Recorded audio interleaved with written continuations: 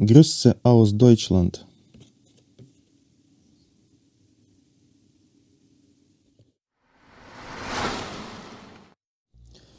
Друзі, всім привіт! Сьогодні такий коротенький огляд замітка нових придбань на канал.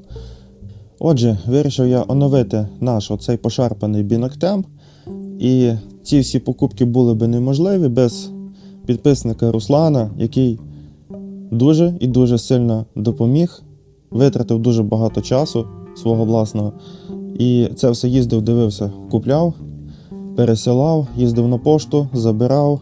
І загалом велике дякую тобі, Руслан. Також добре, що Руслан дуже гарно розбирається в нюансах оптики Цейса. Він знає повністю всі роки Цейса, які там є нюанси, запанки, чехли, оригінал, не оригінал і тому подібне. Такого рівня компетенції у мене і близько немає, саме ось по такій історичній справці. Тому я довірився повністю на покупку таких біноклів Руслану. І він вибрав досить хороші варіанти, зараз побачите самі.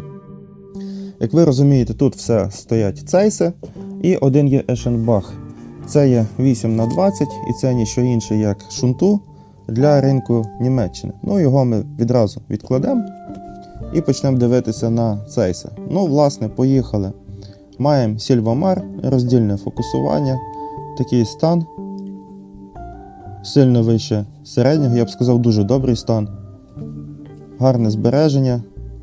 По оптиці немає ніяких нюансів, просвітлена оптика з двох сторін, задня поверхня також просвітлена.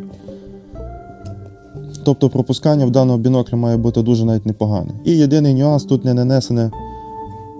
нанесений серійник, замінений, ось ця шайба замінена. Ну, це точно оригінал, це реальний Silva-Mar. Наступний. Зацініть стан.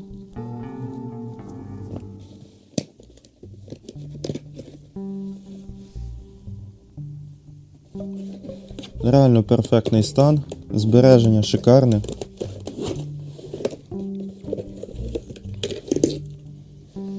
Виштамповочка Цейса ще є. Ось такий бінокль. По серійнику можете зразу оприділити рік. Передні поверхні не просвітлені.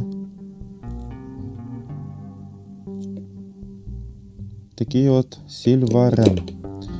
Він фокусується нормально, а підстройка правого окуляра стоїть мертво, тобто треба його ремонтувати. Всередині він дуже навіть чистий. Не знаю, чи варто його там ще чистити чи ні, але він реально досить непоганий. Далі, ось такий. Трохи більш заюзаний. Такий же Silva-Rem, як і попередній, але в гіршому стані.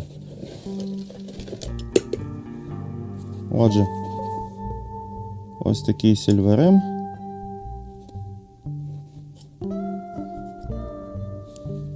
І тут не крутиться ні правий. О, поїхав. Ну, правий вже крутиться, ладно. Ну, центральний таки дійсно у нас мертво просто стоїть, взагалі не піддається. Дуже довго десь лежав, валявся в когось. Такий номер.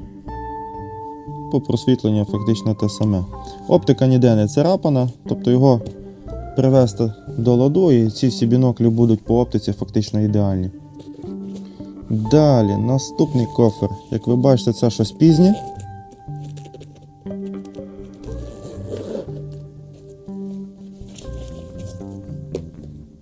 І це ніщо інше, як біноктем багатошаровий, multi-coated. Хотів саме multi-coated, щоб мати в ролі еталона, деколи потрібно порівняти із багатошаровим, а я порівнюю постійно з одношаровим, а цікаво було б порівняти із багатошаровим. Ось буде багатошаровий на каналі. До речі, коштував він не дуже й дорого, на диво. Ну і власне для чого це все? Ця вся історія затівалася. Ось такий біноктем. Це старий, одношаровий, трушний, в повному комплекті, з буклетиком. Магнієвий корпус. Зовнішні поверхні не просвітлені. Рік можете загуглити. Всередині повністю в ідеалі чистий і ідеальна заводська калімація. Но центральний фокусер практично не прокручується. Правий крутиться. От єдине, що тут механіку треба зробити, я навіть лізти в нього не буду. Це буде повний завод. Навіть мутностей нема, що взагалі досить рідкісно. Ну от, власне, отакий біноктем. Заради нього це все і куплялося. Ну і вам цікаво, скільки це все обійшлось, мабуть. З усіма доставками, нюансами і всьому решту, без Ешенбаха, без китайця. Всі цейси обійшлися в 266 євро, із яких практично половину вартості коштує один єдиний ось цей ідеальний біноктем. А все решту, скажімо так, в нагрузку. Біноктеми 2 лишаться на каналі. Це будуть еталони по типу хороший одношаровий. Не знаю наскільки хороший, але вроді як хороший багатошаровий біноктем. Далі Сільва Рем, Сільва Мар, да? І Сільва Рем. Із 3 вибереться. Я взагалі планував вибрати один, залишити, решту продати. Ну, зробити, продати. Ну, я подумаю, можливо, я залишу один такий Сільва Рем і Сільва Мар, щоб мати з роздільним фокусом, і таки один із них продам. І, можливо, я продам кращий, який лишиться, а не гірший по зовнішньому стану.